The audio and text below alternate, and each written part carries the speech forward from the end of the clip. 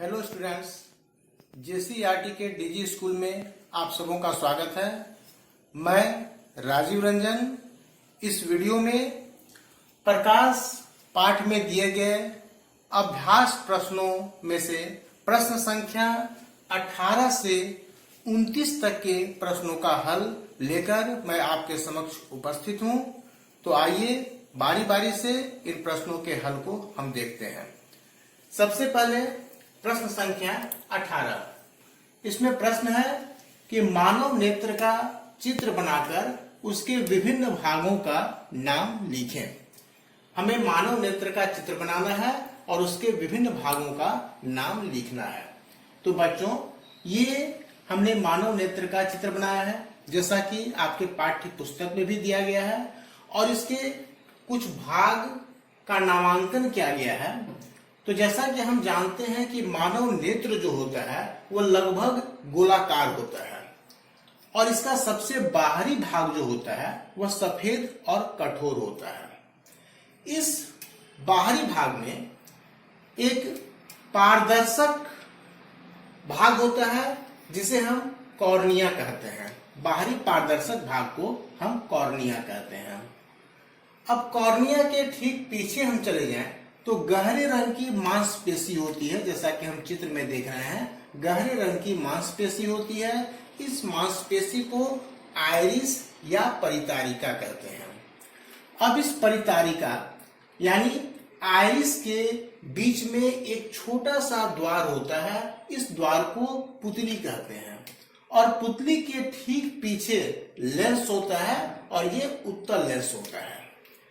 ये जो आइरिस में जो द्वार दिया हुआ है जिसे हम पुतली कहते हैं, इससे होकर प्रकाश जो है वह नेत्र में प्रवेश करती है, और पुतली के पीछे उत्तल लेंस है। ये प्रकाश को नेत्र के पिछले परत में फोकसित करता है, और इस परत को हम रेटिना या इसी को दृष्टि पटल भी कहते हैं। रेटिना वास्तव में रेटिना में तंत्रिका कोशिकाओं का जाल बना हुआ रहता है, और ये तंत्रिका कोशिकाएं जो होती है ये जिन संवेदनाओं को ग्रहण करती है, ये संवेदनाएं दृक तंत्रिका के माध्यम से मस्तिष्क में जाता है। अब यहाँ पर एक भाग ऐसा होता है जहाँ किसी प्रकार की कोई तंत्रिका नहीं पाई जाती, और चूंकि यहाँ किसी प्रकार की कोई तंत्रिका नहीं पाई जाती, इसलिए यहाँ पर कोई प्रतिबिंब भी नहीं बनता है। इसलिए इस भाग को अंध बिंदु या ब्लाइंड स्पॉट भी कहते हैं। तो ये मानव नेत्र का नामांकित चित्र हुआ। अब हम आते हैं प्रश्न संख्या 19 में। प्रिज्म से होकर गुजरने वाले श्वेत प्रकाश का विक्षेपण दर्शाएं। प्रकाश का विक्षेपण दर्शाना है। प्रकाश का विक्षेपण क्या है? यदि श्वेत प्रकाश को, या हम कह सकते हैं कि सूर्य के प्रकाश को किसी पारदर्शक माध्यम से गुजारा जाए तो वह श्वेत प्रकाश जो है 7 रंगों में विभक्त हो जाता है। तो श्वेत प्रकाश का 7 रंगों में विभक्त हो जाने की जो घटना है, इसे ही हम प्रकाश का विक्षेपण कहते हैं। इसे प्रिज्म से हमें दिखाना है कि प्रिज्म से प्रकाश का विक्षेपण कैसे होता है। तो हम एक कांच का बना हुआ प्रिज्म लेते हैं, और इस प्रिज्म के एक किनारे को हम अंधेरे में रखेंगे, और दूसरे किनारे को हम ऐसी जगह पर रखेंगे, मतलब प्रिज्म को हमें इस तरह से रखना है कि उसका एक किनारा अंधेरे में रहे और दूसरे किनारे पर जो है सूर्य का प्रकाश यानी श्वेत प्रकाश आता रहे। अब प्रिज्म का वह भाग जो अंधेरे में है उस ओर हम एक पर्दा को रखेंगे। श्वेत प्रकाश को प्रिज्म से होकर हम पार होने देंगे, और उसके बाद जब श्वेत प्रकाश प्रिज्म से होकर पार होगा तो यह 7 रंगों में विभक्त हो जाएगा, और यह 7 रंग जो है हमें इस पर्दे पर 7 अलग अलग धब्बों के रूप में दिखाई पड़ेंगे, जिनका क्रम यदि हम ऊपर से देखें तो उनका क्रम रहेगा लाल, नारंगी, पीला, हरा, नीला, जामुनी और बैंगनी।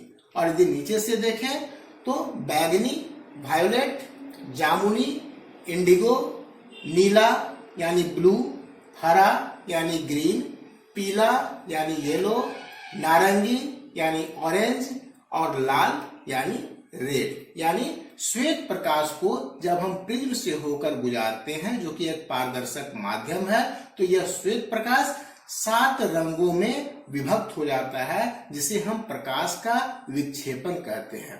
इसे याद रखने की सुविधा के लिए हम इसको शॉर्ट में भी विग्योर के नाम से भी याद कर सकते हैं। भी विग्योर, VIBGYOR। पहला इसमें जो लेटर है भी का मतलब हो गया वायोलेट, बैगनी। आई का मतलब हो गया इंडिगो, जामुनी। बी का मतलब हो गया ब्लू, नीला। जी का मतलब हो गया ग्रीन यानी हरा। वाई का मतलब हो गया येलो यानी पीला। ओ का मतलब हो गया ऑरेंज यानी नारंगी। और आर का मतलब हो गया रेड यानी लाल। तो यह है प्रिज्म से होकर गुजरने वाले श्वेत प्रकाश का विक्षेपण। अब हम आते हैं प्रश्न संख्या 20 में। 2 प्रकार के परावर्तन का नाम बताएं। उनमें कौन सा परावर्तन वस्तु का साफ साफ प्रतिबिंब दिखलाता है? तो बच्चों, हम जानते हैं 2 प्रकार के परावर्तन हैं, नियमित परावर्तन तथा विसरित परावर्तन। 2 प्रकार के परावर्तन हैं, नियमित परावर्तन तथा विसरित परावर्तन। इनमें से नियमित परावर्तन वस्तु का साफ साफ प्रतिबिंब दिखलाता है।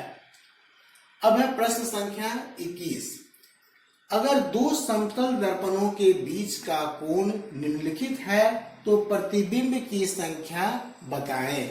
2 समतल दर्पणों के बीच का कोण निम्नलिखित हो तो प्रतिबिंब की संख्या बताएं।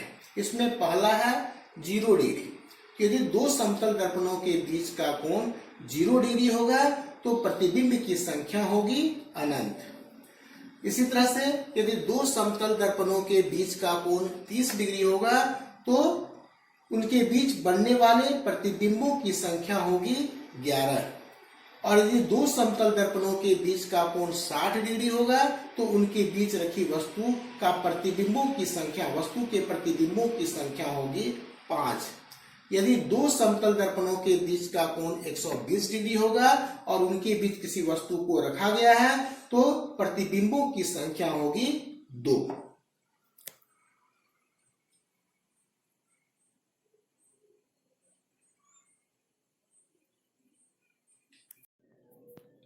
तो अब हम आते हैं प्रश्न संख्या 22 पर।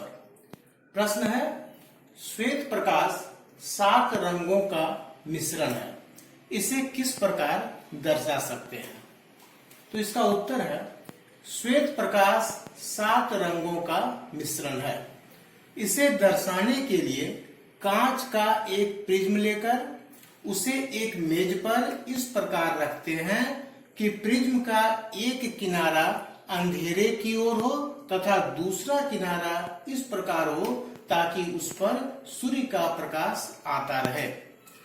अंधेरे वाले किनारे के पीछे एक सफेद गत्ता रख देते हैं।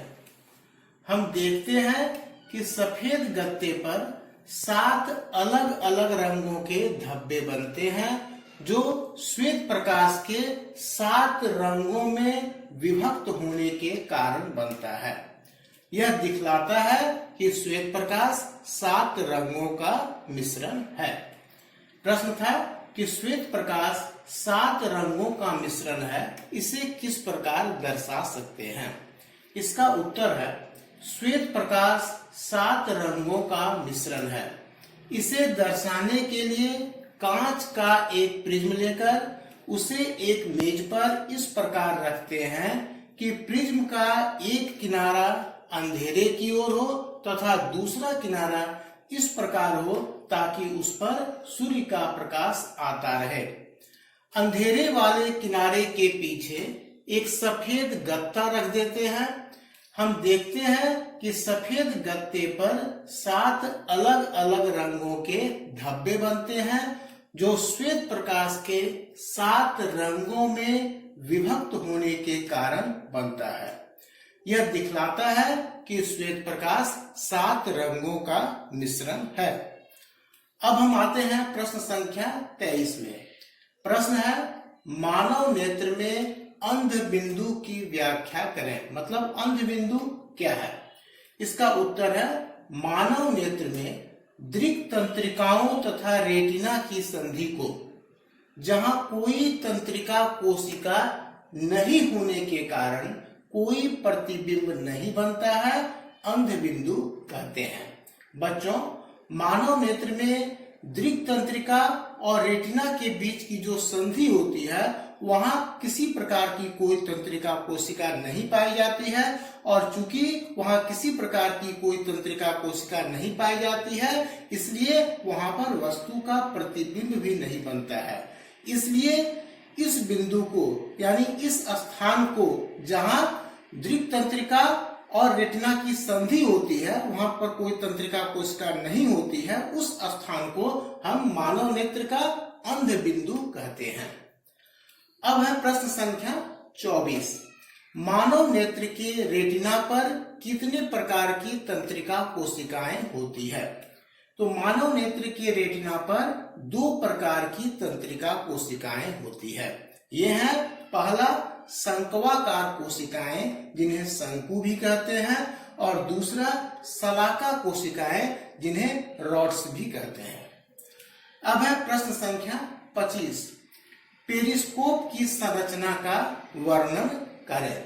बच्चों, हम जानते हैं कि पेरिस्कोप एक प्रकाशीय यंत्र है जो प्रकाश के परावर्तन के सिद्धांत पर कार्य करता है। यह ऐसी वस्तुओं को दृश्यमान बनाता है, यानी हम इसकी मदद से ऐसी वस्तुओं को देख सकते हैं जो दृष्टि रेखा पर स्थित नहीं होती है। अब इसकी संरचना है कि इसमें एक बेलनाकार पाइप होती है, बेलनाकार पाइप है, और इसके दोनों किनारों पर चित्रानुसार जैसा कि चित्र में दिखाया है 2 समतल दर्पण लगे होते हैं। ये जो लाल रंग का दिखाया गया है चित्र में, ये समतल दर्पण है। तो दोनों किनारों पर समतल दर्पण लगे होते हैं और ये समतल दर्पण एक दूसरे के समानांतर होते हैं। दोनों समतल दर्पणों को 45 डिग्री के कोण पर झुकाकर लगाया जाता है। दोनों 45 डिग्री के कोण पर झुके होते हैं और इस प्रकार झुके होते हैं कि यदि कोई प्रकाश की किरण पहले वाले दर्पण पर आए तो उससे परावर्तन के पश्चात या फिर दूसरे दर्पण पर आपतित हो। तो इस प्रकार इसको लगाया जाता है ताकि एक दर्पण से परावर्तन के पश्चात प्रकाश की किरण दूसरे दर्पण पर आपतित हो सके, और जब प्रकाश की किरण दूसरे दर्पण पर आपतित होती है तो पुनः इसका दूसरे दर्पण से परावर्तन होता है, और परावर्तन के बाद फिर वह प्रकाश की किरण जो है मानव नेत्र में प्रवेश करती है, और तब हम ऐसी वस्तुओं को देख सकते हैं जो हमारी दृष्टि रेखा पर नहीं होती है। अब है प्रश्न संख्या 26। कैलाइडोस्कोप की संरचना का वर्णन करें। कैलाइडोस्कोप या बहुमूर्तिदर्शी, इसे बहुमूर्तिदर्शी भी कहते हैं, एक प्रकाशीय यंत्र है या इसे हम खिलौना भी कह सकते हैं, जिसमें रंगीन कांच के टुकड़ों से प्रकाश के परावर्तन के कारण अनेक सुंदर पैटर्न यानी डिजाइन बनते हैं। इसकी संरचना क्या होती है? तो इसमें 3 आयताकार समतल दर्पण होते हैं। 3 आयताकार समतल दर्पण होते हैं और इनको क्या किया जाता है? प्रिज्म के आकार में जोड़ दिया जाता है। प्रिज्म के आकार में जोड़कर इन्हें क्या किया जाता है कि एक चार्ट पेपर का एक बेलनाकार नली बनाया जाता है और उसके अंदर इसे दृढ़ता पूर्वक लगा दिया जाता है। अब ये जो हमारा नली तैयार हो गया जिसके अंदर समतल दर्पण प्रिज्म के आकार में जोड़कर लगाए गए हैं, इस नली के एक सिरे को गत्ते से बंद कर दिया जाता है और गत्ते के बीच में क्या किया जाता है कि एक छिद्र कर दिया जाता है। तो नली के एक सिरे को गत्ते से बंद कर इसमें एक छिद्र कर दिया जाता है और दूसरे सिरे को क्या किया जाता है कि समतल कांच की वृत्ताकार प्लेट से बंद कर दिया जाता है। इस प्लेट पर, ये जो कांच की प्लेट से बंद किया गया है, इस प्लेट पर छोटे छोटे रंगीन कांच के टुकड़ों को रखकर घिसे हुए कांच के प्लेट से ढक दिया जाता है। अब जब छिद्र की ओर से हम अंदर देखते हैं, जब छिद्र से भीतर देखा जाता है तो क्या होता है? बहुपरावर्तन के कारण अनेक प्रकार के रंगीन और सुंदर पैटर्न दिखाई देते हैं या सुंदर पैटर्न दिखाई देंगे। अब हम आते हैं प्रश्न संख्या 27 में। 27 का प्रश्न है, समतल दर्पण से परावर्तन को दर्शाएं तथा परावर्तन के नियमों का उल्लेख करें। समतल दर्पण से प्रकाश के परावर्तन को दिखाना है। यहां हम मान लेते हैं कि हमारे पास एक समतल दर्पण M1 है। समतल दर्पण M1 पर एक बिंदु O है और इस बिंदु O पर किसी प्रकाश स्रोत से आती हुई प्रकाश की किरण AO टकराती है। आपतन बिंदु O पर प्रकाश की किरण AO आकर टकराती है। टकराने के पश्चात प्रकाश की किरण AO का परावर्तन होता है और परावर्तन के पश्चात यह OB दिशा में वापस लौट जाती है। तो यहाँ पर AO आपतित किरण है और OB परावर्तित किरण है। अब आपतन बिंदु O पर एक अभिलंब ON डाला जाता है। यहाँ पर यदि हम देखेंगे, यदि हम इसको मापें तो ये आपतन कोण, मतलब जो आपतित किरण और आपतन बिंदु पर अभिलंब के बीच का कोण है, एंगल ऑफ इंसिडेंस, आपतन कोण यह, और दूसरा परावर्तित किरण और आपतन बिंदु पर अभिलंब के जो बीच का कोण है, जिसको हम लोग परावर्तन कोण या एंगल ऑफ रिफ्लेक्शन कहते हैं। अगर दोनों कोण को हम लोग नापें तो दोनों का मान बराबर होगा। तो समतल दर्पण से परावर्तन को दर्शाएं। यहाँ पर M1 एक समतल दर्पण है। इसके बिंदु O पर किसी प्रकाश स्रोत से आती हुई प्रकाश की किरण AO टकराती है तथा परावर्तन के पश्चात OB दिशा में वापस लौट जाती है। ON आपतन बिंदु O पर अभिलंब है। अब परावर्तन के नियम, तो परावर्तन के दो नियम हैं। पहला है आपतित किरण, परावर्तित किरण तथा आपतन बिंदु पर अभिलंब, तीनों एक ही समतल में होते हैं। और दूसरा आपतन कोण तथा परावर्तन कोण का मान हमेशा बराबर होते हैं। ये परावर्तन के नियम हैं। परावर्तन के दो नियम हैं, आपतित किरण, परावर्तित किरण तथा आपतन बिंदु पर अभिलंब, तीनों एक ही समतल में होते हैं। और दूसरा नियम, आपतन कोण तथा परावर्तन कोण हमेशा बराबर होते हैं। अब हम आते हैं प्रश्न संख्या 28 में। प्रश्न है, नियमित तथा विसरित परावर्तन को एक चित्र के द्वारा दर्शाएं एवं उनके अंतर स्पष्ट करें। तो यहाँ ये नियमित परावर्तन और ये विसरित परावर्तन को चित्र के द्वारा दर्शाया गया है। जैसा कि नियमित परावर्तन में हम देख रहे हैं कि प्रकाश की किरण जो समानांतर आपतित हो रही है वह परावर्तन के पश्चात भी समानांतर निकल रही है और परावर्तक सतह जो है वह भी समतल है और चिकना है। दूसरी ओर जब हम विसरित परावर्तन को देख रहे हैं तो यहाँ पर परावर्तक सतह जो है असमतल और रुखड़ी है। इसमें आपतित किरण वह तो समानांतर है परंतु परावर्तन के पश्चात जो परावर्तित किरण निकल रही है वह समानांतर नहीं है। अब नियमित तथा विसरित परावर्तन में अंतर। पहला अंतर है कि नियमित परावर्तन में समानांतर आपतित प्रकाश किरणें परावर्तन के पश्चात भी समानांतर ही रहती है, जबकि विसरित परावर्तन में समानांतर आपतित प्रकाश किरणें परावर्तन के पश्चात समानांतर नहीं रहती है, जैसा कि हमने यहाँ पर देखा। और दूसरा अंतर है कि नियमित परावर्तन समतल तथा चिकने परावर्तक सतह से होता है, जबकि विसरित परावर्तन असमतल तथा रुखड़े परावर्तक सतह से होता है। अब हम आते हैं अंतिम प्रश्न, प्रश्न संख्या 29 में। प्रश्न है, चित्र द्वारा एक मोमबत्ती का समतल दर्पण द्वारा बने प्रतिबिंब को दर्शाएं और मोमबत्ती के प्रतिबिंब को देखते हुए समतल दर्पण से बनने वाले प्रतिबिंब की विशेषताएं लिखिए। तो समतल दर्पण से एक मोमबत्ती का प्रतिबिंब किस प्रकार बनता है, इसको यहाँ चित्र के द्वारा दिखाया गया है। हमारे पास एक समतल दर्पण है ये, और उसके सामने एक मोमबत्ती रखी हुई है। मोमबत्ती है हमारा AB एक मोमबत्ती है। समतल दर्पण के सामने यह रखा हुआ है। तो मोमबत्ती के प्रत्येक बिंदु से प्रकाश की किरण निकलेगी और वह जाकर समतल दर्पण से टकराएगी। तो यहाँ पर हम लोग दो बिंदु पर विचार करते हैं। एक बिंदु ए है और दूसरा बिंदु बी है। ए बिंदु से दो आपतित किरण को हम ले रहे हैं, एक है ए बी और दूसरा है ए डी। ये दो आपतित किरण जो है यह समतल दर्पण से टकराती है और उसके पश्चात उसका परावर्तन होता है ए बी बीसी के रूप में और ए डी डीई के रूप में परावर्तित हो जाती है। अब क्या हुआ कि ये जो परावर्तित किरण बनी बीसी और डीई, ये इसको हम लोग दर्पण के सामने कहीं तक बढ़ा दें या कहीं जाकर मिलेगी नहीं। लेकिन यदि इसको, जैसा कि यहाँ पर डॉटेड लाइन से दिखाया गया है, इसको दर्पण के पीछे बढ़ाएं तो ऐसा लगेगा कि यह इस बिंदु पर, जिसको हमने ए डैश लिखा है, इस बिंदु पर आकर मिल रही है।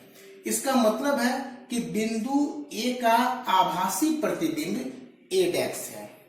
उसी प्रकार एक दूसरे बिंदु बी पर विचार कर रहे हैं। यहां से भी दो आपतित किरण, एक बी एफ और दूसरा बी एच, समतल दर्पण से परावर्तित होती है। बी एफ एफ जी के रूप में और बी एच एच आई के रूप में परावर्तित हो जाती है। तो यहां पर भी बी बिंदु से निकलने वाली आपतित किरणें परावर्तन के पश्चात कहीं मिलती नहीं है। लेकिन जब यदि इसको समतल दर्पण के पीछे हम बढ़ाते हैं तो यह बी डैश बिंदु से आती हुई प्रतीत होती है। इस तरह से बिंदु बी का आभासी प्रतिबिंब बी डैश बनता है। और इसी तरह से मोमबत्ती के प्रत्येक बिंदु से हम आती हुई आपतित किरण और परावर्तित किरण पर विचार कर सकते हैं और इस तरह से मोमबत्ती ए बी का एक आभासी प्रतिबिंब ए डैश बी डैश बनता है। अब इस आधार पर हम समतल दर्पण से बनने वाले प्रतिबिंब की विशेषताओं को लिख सकते हैं। पहली विशेषता है कि समतल दर्पण से बना प्रतिबिंब आभासी होता है। जैसे कि हमने यहाँ पर देखा कि बिंदु ए का आभासी प्रतिबिंब ए डैश और बिंदु बी का आभासी प्रतिबिंब बी डैश बना, इसलिए समतल दर्पण से बना प्रतिबिंब आभासी होता है। दूसरा, समतल दर्पण से बना प्रतिबिंब सीधा होता है, जैसा हम लोग यहाँ पर देख रहे हैं। तीसरी विशेषता, समतल दर्पण से बना प्रतिबिंब दर्पण के पीछे बनता है, यह भी हम लोग चित्र में देख रहे हैं। चौथी विशेषता कि समतल दर्पण से वस्तु की दूरी, समतल दर्पण से वस्तु की दूरी और समतल दर्पण से प्रतिबिंब की दूरी दोनों समान होती है। पांचवी विशेषता, प्रतिबिंब का आकार वस्तु के आकार के बराबर होता है। और छठी विशेषता है कि प्रतिबिंब पार्श्विक परिवर्तित होगा, मतलब बाएं का दाहिना और दाहिने का बायां दिखना। तो इस तरह से बच्चों हमने प्रकाश पाठ में दिए गए अभ्यास प्रश्नों के हल को एक एक कर देखा। अब पुनः हम अगली वीडियो में मिलेंगे, तब तक के लिए धन्यवाद।